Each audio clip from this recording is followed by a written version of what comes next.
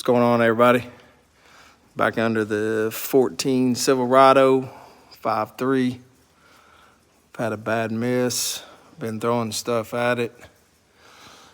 I'm gonna change the O2 sensors out. I think the Walker's brand I got are trash. It's been running like crap ever since. So I've got OEM ACDelco. Change out the ups and the downs.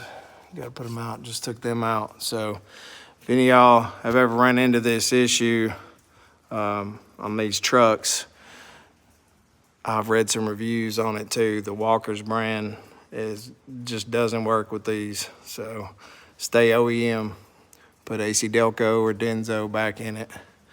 Just replaced these two. Gotta get the other side now.